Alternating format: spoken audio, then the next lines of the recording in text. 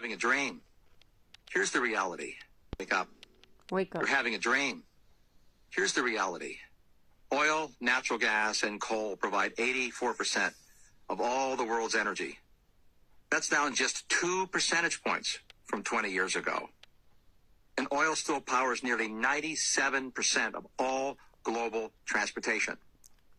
Contrary to headlines claiming that we're rapidly transitioning away from fossil fuels, it's just not happening.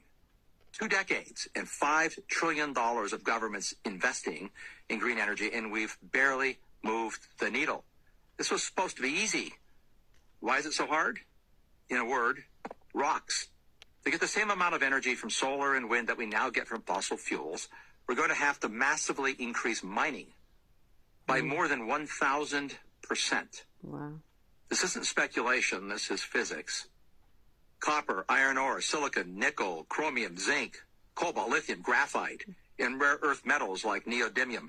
We need them all. And then those metals and materials have to be turned into motors, turbine blades, solar panels, batteries, and hundreds of other industrial components. That also takes lots of energy, which requires even more mining. As a World Bank study put it, these green technologies are in fact significantly more material intensive than our current energy mix. That may be the understatement of the century. Raw materials account for 50 to 70% of the costs to manufacture both solar panels and batteries. Until now, it hasn't really mattered that much because wind and solar still account for only a few percentage points of the global energy supply. They're an applause line for environmentalists, not a major energy player, and it's unlikely they will be in the foreseeable future. But for the sake of argument, let's say we sharply ramp up mining. Where would these new mines be located? Well, for one, China. That country is today the single largest source of most of our critical energy materials. The United States is not only a minor player, but is dependent on imports for 100% of 17 critical minerals. Do we want to give China more political and economic leverage? Europe has made itself dependent on Russia for 40% of its natural gas. How well has that worked out? Ironically, we have all the minerals we need right here in North America. But good luck trying to get them out of the ground. Proposals to build mines in the United States and increasingly almost everywhere else meet fierce opposition, if not outright bans. To give just one example, in 2022, the Biden administration canceled the proposed copper nickel mine in northern Minnesota. This was after years of delays navigating a maze of environmental regulations. And yes, the same environmentalists and green-leaning politicians who tout all the benefits of electric cars are the same people who make mining the materials essential to build those cars, like copper and nickel, all but impossible. Try to square that circle. So far, we've only talked about today's energy needs. What about tomorrow's?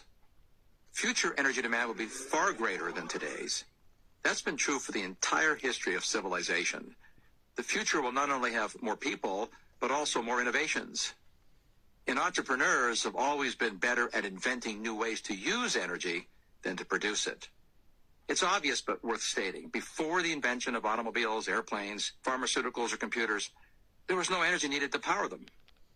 And as more people become more prosperous, they will want the things others already have, from better medical care to vacations to cars. In America, there are about 80 cars for every 100 citizens. In most of the world, it's about 5 per 100 citizens. Over 80% of air travel is for personal purposes. So that's 2 billion barrels of oil a year.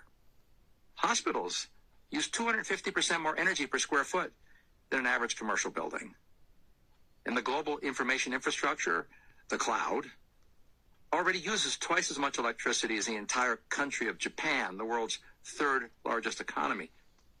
The massive data centers at the heart of the cloud alone consume almost 10 times more electricity than the world's 10 million electric cars.